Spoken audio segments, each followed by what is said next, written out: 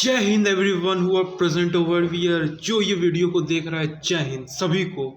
आज हम स्टार्ट करने वाले हैं जो कि यूट्यूब पे स्टार्ट होने वाला है, एक महा रिवीजन सोशियोलॉजी का। हम पहले देखेंगे ओवरऑल रिव्यू पेपर 1 का, फिर उसके बाद हम देखेंगे उसके डीप हर एक सब्जेक्ट एक एक चैप्टर को डीपली देखेंगे, उसके अंडरस्टैंडिंग को देखेंगे पूरी तरीके से। तो आप वीडियो के बने रहिएगा अंत तक। ये हमारा एकदम बेसिक एनालिसिस का वीडियो है। तो स्टार्ट करते हैं अपने पहले ओवरव्यू ऑफ द सब्जेक्ट से। इस ओवरव्यू से स्टार्ट करते हैं, क्या सब्जेक्ट का सिलेबस है, कैसे हमको स्टार्ट करना है। उससे जानने से पहले हमें जानना होगा मीनिंग क्या है सोशियोलॉजी का। तो पहले हम जानेंगे कि सोशियोलॉजी का मीनिंग क्या है। पहले मीनिंग क्या है सोशियोलॉजी। देखिए, एनसीईआरटी के हिसाब से सोशियोलॉजी का मीनिंग क्या है? Study of society. Yes, study of society. आप प्लीज नोट्स बनाते रहिएगा।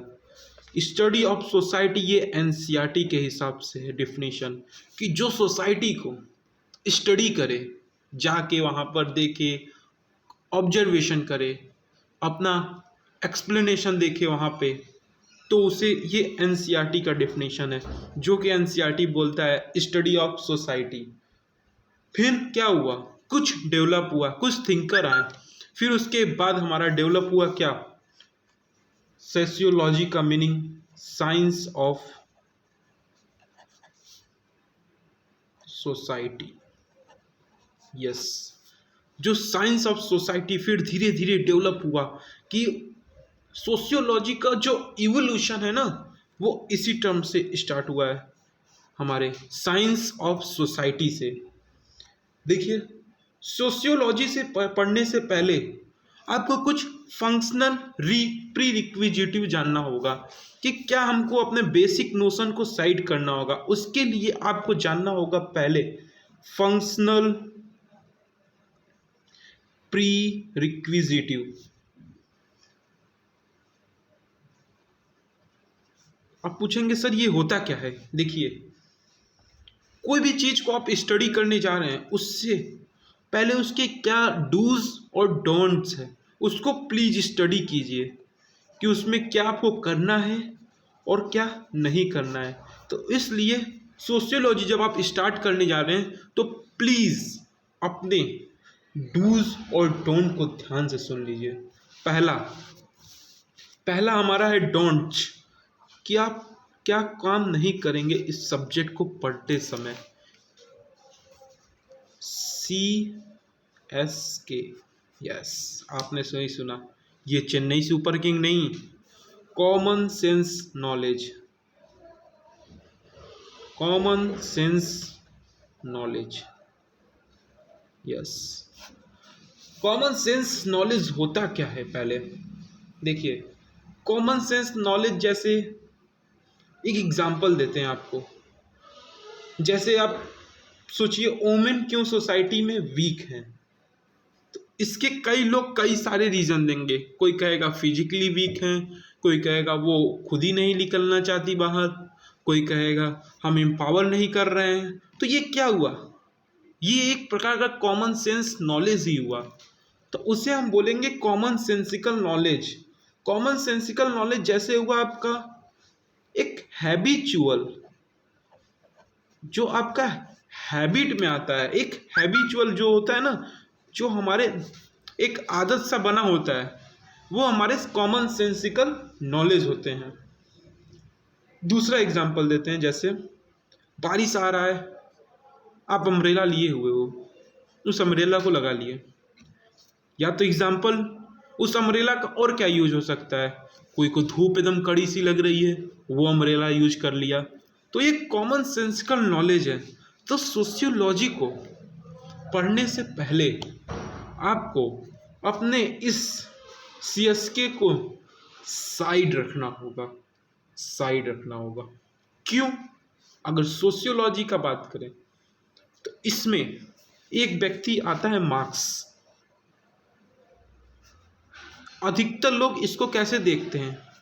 Economic deterministic. अधिकतर लोग इसे देखते हैं इकोनॉमिक डिटर्मिनिस्टिक, लेकिन ये हमारा क्या हुआ, एक प्रकार का कॉमन सेंसिकल नॉलेज हुआ। बट रियलिटी क्या ऐसे है? नहीं, क्योंकि अगर हम सोशियोलॉजी पढ़ेंगे तो इसको देखेंगे, इसके सोशल रिलेशनशिप के भी बारे में पढ़ेंगे। अभी आप बस ओवरव्यू लीजिए, फिर उसके बाद हम कंप्लीट डीप में जाएंगे। तो ये मार्क्स को हम अधिकतर लोग कैसे देखते हैं, कार्ल मार्क्स, अधिकतर लोग जो कॉमन सेंस से देखते हैं वो होता है इकोनॉमिक डिटर्मिनिस्टिक। क्या बट ये रियली इकोनॉमिक डिटर्मिनिस्टिक है? नहीं। सोशियोलॉजी में इसके कई सारे हम डायमेंशन पढ़ेंगे। तो ये पहला आपको CS के अपने दिमाग से पहले है साइड लाइन करना होगा। और दूसरा आइडियोलॉजी। आप पहले आइडियोलॉजी होता क्या है? आइडियोलॉजी मतलब होता है कोई भी एक व्यक्ति जो होता है अपना खुद का एक अपने माइंड में बना लेता है कि एक क्या बना लेता है, पूछेंगे सर, एक दिमाग में अपने ही एक डायमेंशन बना लेता है। फॉर एग्जाम्पल से समझेंगे और इजी मजा आएगा। तो एग्जाम्पल देखते हैं। मान लीजिए हम आपसे पूछें हिंदू, द हिंदू न्यूज़पेपर सभी आप पढ़ते होंगे, यस ऑब्वियस सी बात है। तो द हिंदू किस पे बेस है? आप बताइए, आप पढ़ते होंगे पेपर, तो आप बताइए इसमें क्या डिफरेंट एजम्पशन है। तो जब मैं इसको पता किया तो कई लोग बोले ये लेफ्ट के बेसिस पे है। वो अब लेफ्ट का मतलब क्या होता है? जो गवर्नमेंट को क्रिटिसाइज करे। तो अधिकतर लोग लेफ्ट बोले इसको, कोई लोग बोले UPSC की तैयारी के लिए, और कई लोग बोले जनरल अवेयरनेस के लिए, कोई बोले मीनिंग के लिए। कई सारे हमको आइडियोलॉजी मिले ना, ये हमारे आइडियोलॉजी है। अगर हम लेफ्ट का ही बात करें तो लेफ्ट के भी कई लोग बोलते हैं क्रिटिसाइजिंग,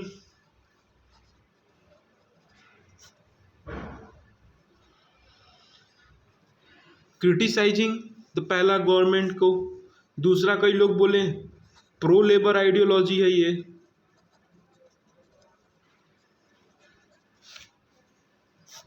कई लोग और बोले क्या, जो जनरल हमारे जो होता है ना, जो भी अगर गवर्नमेंट रूल रेगुलेशन ला रही है उसको कहीं ना कहीं वायलेट करना। तो ये क्या है हमारा, एक प्रकार का हमारा ये आइडियोलॉजी ही है और कुछ नहीं है।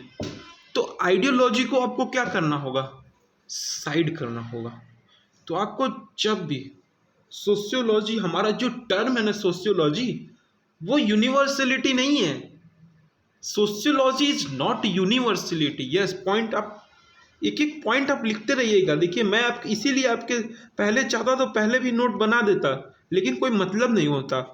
आप साथ साथ में लिखिए रहिए कि सोशियोलॉजी जो है वो यूनिवर्सलिटी पे बेस नहीं है, कि यहाँ पे भी जो है जो हम सोच रहे हैं जो आप सोच रहे हैं वो सेम नहीं है, उसमें डिफरेंस है। ये सोशियोलॉजी जो एक होता है ना, वो एक एवरेज क्या करता है, एवरेज मेंबर को जो दिखाई देता है बस उस पे बेस है। ये एक प्रकार का एवरेज,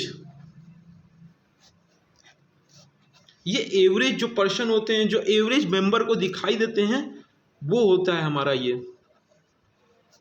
तो सोशियोलॉजी क्या है, एक प्रकार का जो एवरेज मेंबर के लिए सुटेबल है। तो आपको दो चीज़ें आपको साइडलाइन करनी है। पहला आपको CSK, दूसरा आइडियोलॉजी। फिर उसके बाद आगे बढ़ते हैं। अब क्या डोंट्स, क्या हम डोंट्स देख लिए, अब हम देखेंगे डूज। करना क्या है, अब हमको पूछोगे सर करना क्या है, तो पहला स्टेप आपको पहले सिलेबस, यस द मोस्ट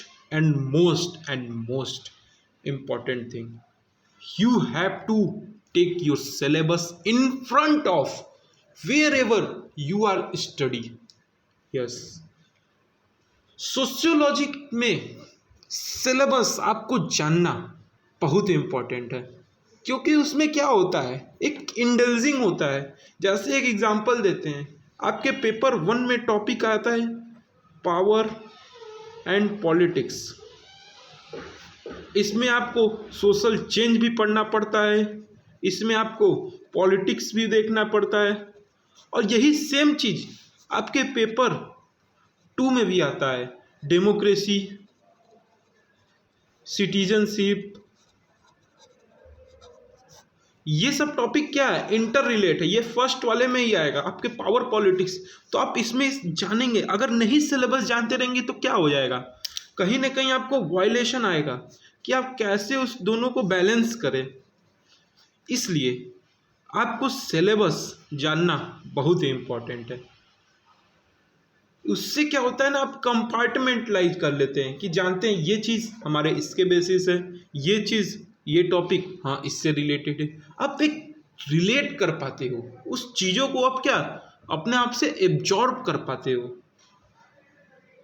अगर आप ऐसा नहीं करोगे तो क्या प्रॉब्लम आ सकते हैं वो देखते हैं।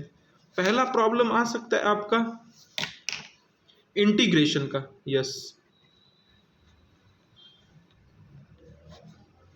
इंटीग्रेशन का प्रॉब्लम आ जाएगा। अब पूछोगे इंटीग्रेशन क्या, जो पेपर 1 के स्कॉलरशिप है ना और पेपर 2 के स्कॉलरशिप जो हैं वो मैच नहीं करेंगे, आप उसको यूज नहीं कर पाओगे। केवल आप सोचोगे करंट अफेयर ही यूज कर पाएंगे। तो जैसे मैंने एक करंट अफेयर में एक टॉपिक पढ़ा था, इंडियन एक्सप्रेस का ही था, वो टॉपिक था क्या, ओमेन, इंडियन वोमेन बिलीव करती हैं ज़्यादा फैमिलिज्म पे, नॉट फेमिनिज्म पे। क्या टॉपिक का नेम क्या था, यह पॉइंट लिखते रहिएगा। Indian women believe in more feminism, not feminism। ये एक इंडियन एक्सप्रेस का एक रिपोर्ट था। तो इसको आप रिलेट कर पाओगे, हाँ ये हमारे सोशियो से रिलेटेड टॉपिक है। तो ये रिलेशन होना बहुत ही ज़रूरी है। तो आपको ये रिलेट करना आना चाहिए। इसलिए सिलेबस का इंटीग्रेशन जो होता है ना वो ज़्यादा इम्पोर्टेंट होता है। तो आपको ये इंटीग्रेशन आप बनाने में हेल्प करता है। अगर नहीं करोगे तो प्रॉब्लम आएगा। दूसरा चीज करेंट अफेयर। आपको अपने पेपर में जब भी आप स्टडी करने जा रहे हो तो आपको पहले करंट अफेयर का रिलेशन, उसको कैसे हम यूज करें, ये आपको बहुत ही मालूम होना चाहिए। क्यों, अगर सिलेबस आपको पता रहेगा तो आप पता कर लोगे, हाँ ये टॉपिक इससे रिलेटेड है, ये टॉपिक हमारे इससे रिलेटेड है। तो ये आपको कहीं ना कहीं एक डिफरेंस नहीं क्रिएट करेगा, आप अपने आपको इंटर रिलेट कर पाओगे। यस, ये हमारा होता है क्या, एक सिस्टमैटिक वे से स्टडी करना। एग्जाम्पल कई सारे हैं, जान लीजिए एग्जाम्पल जैसे पेपर 2 के अग्रेरियन सोसाइटी में, हम एग्रेरियन हम देखेंगे कल्चर में, उसमें लैंड रिफॉर्म टॉपिक आता है, लैंड टेन्योर टॉपिक आता है। अगर आप सिलेबस नहीं जानोगे तो आप सोचोगे कैसे बस अग्रेरियन वो के बारे में ही लिख के चल जाओगे, लेकिन जो agrarian tax, land reform, land tenure उसी के अंदर है, तो आप उस टॉपिक को कवर कर ही नहीं पाओगे। तो इसलिए आपको सिलेबस में क्लैरिटी होना बहुत ही जरूरी है। सोशियोलॉजी तो आप जान के चलिए, आप रिवीजन करेंगे ना, इसमें आपको रिवीजन सीरीज ले चलेंगे तो एक सोशियोलॉजी आपके माइंड में नहीं रखेंगे, वो आपके नस में हो जाएगा, जीन्स में। सोशियोलॉजी हम इस तरीके से पढ़ेंगे कि आप आप जीन्स में फील करोगे, जीन्स में, ना कि माइंड में। जीन्स में एक बार चली जाती है तो वो माइंड ब्लोइंग परफॉर्मेंस। ऐसे हम पढ़ेंगे कि सोशियोलॉजी हमारे जीन्स में बस जाए, जीन्स में। यस, आगे बढ़ते हैं। सोशियोलॉजी का जान लीजिए कॉमन, आपको एक एग्जांपल देते हैं। पहला जैसे एग्जांपल करप्शन। अधिकतर लोग सोचते हैं करप्शन बहुत खराब है। क्या करप्शन अगर घटा तो कहीं ना कहीं इन्फ्लेशन का इंक्रीज हो जाएगा। जब इन्फ्लेशन आएगा तो क्रिएटिविटी नहीं दिखेगा तो एनालिसिस करेंगे तो कहीं ना कहीं और जो रेट है वो हाई इंक्रीज करते जाएगा। तो हम इस तरीके से पढ़ेंगे सोशियोलॉजी, जो कॉमन सेंसिकल से थोड़ा साइड हट के हम एक सोच सके। उसी को हम बोलेंगे सोशियोलॉजी। इसमें हम क्या नोवेलिटी देखेंगे, नोवेलिटी, इसी को बोलते हैं नोवेलिटी।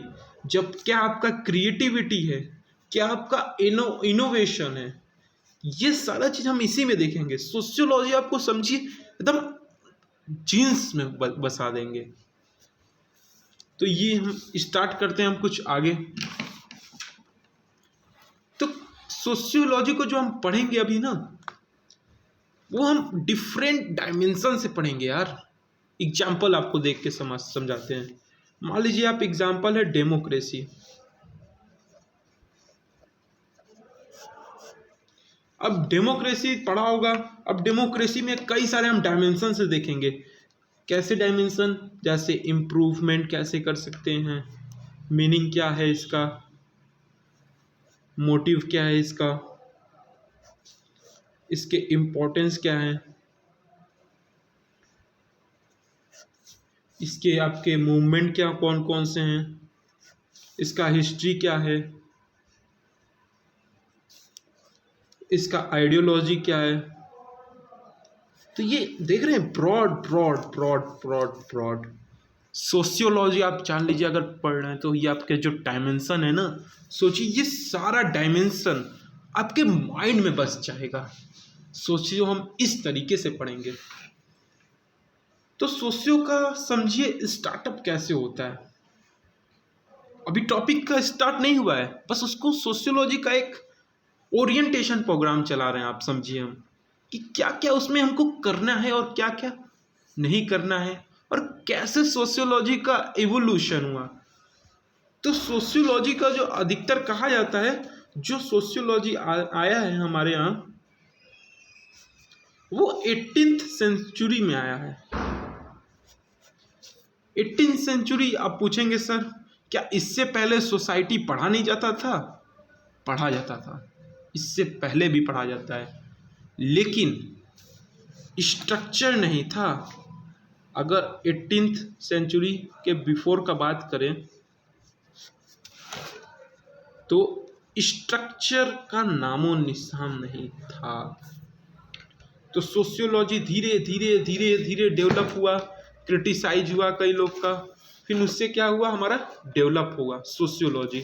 तो इसीलिए 18th सेंचुरी से पहले भी था, लेकिन उसमें स्ट्रक्चर नहीं था, उसमें एक अवेयरनेस नहीं था, उसका एक फंक्शनल यूज नहीं था। तो सोसाइटी में सोशियोलॉजी हमारे 18th सेंचुरी में आया। अब सोशियोलॉजी को कई सारे लोग आए, पढ़े, जाने, देखा, समझा। कौन कौन से लोग जैसे थे, एग्जाम्पल आपको बता रहे हैं। जैसे प्लाटो आए थे, हीगल आए थे, फिर उसके बाद आपके सोशियो एंथ्रोपोलॉजी भी आए थे।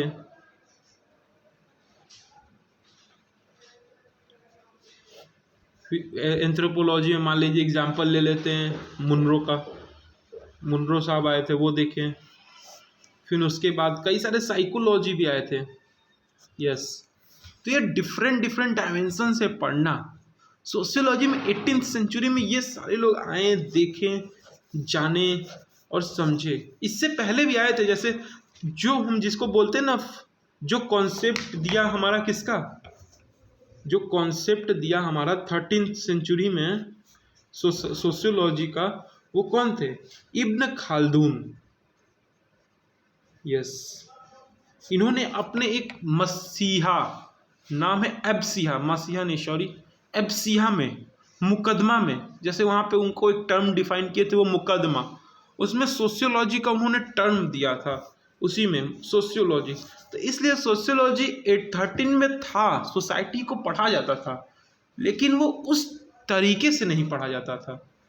तो धीरे धीरे डेवलप हुआ। तो 18th सेंचुरी के आप पूछोगे पहले कैसे सोसाइटी आया, कैसे लोग जाने, इससे सोसाइटी में जो था, जब सोशियोलॉजी आने से पहले लोग किस पे बिलीव करते थे, साइकोलॉजी पे बिलीव करते थे। उससे पहले लोग साइकोलॉजी पे बिलीव करते थे।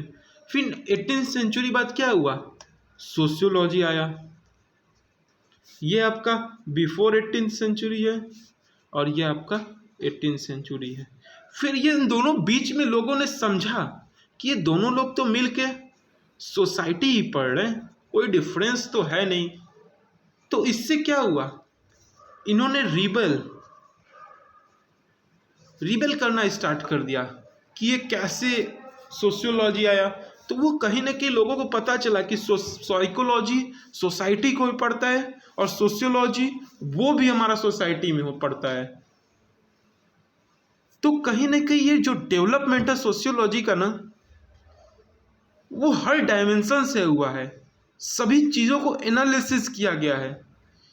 एग्जाम्पल आपको एक देते हैं, जैसे डीमोनेटाइजेशन जब आया था तो क्या हुआ था, लोग हैरान हो गए थे कि मेरा ही पैसा नहीं विड्रॉ हो रहा है, बैंक से विड्रॉ करने में मुश्किल हो जा रहा था।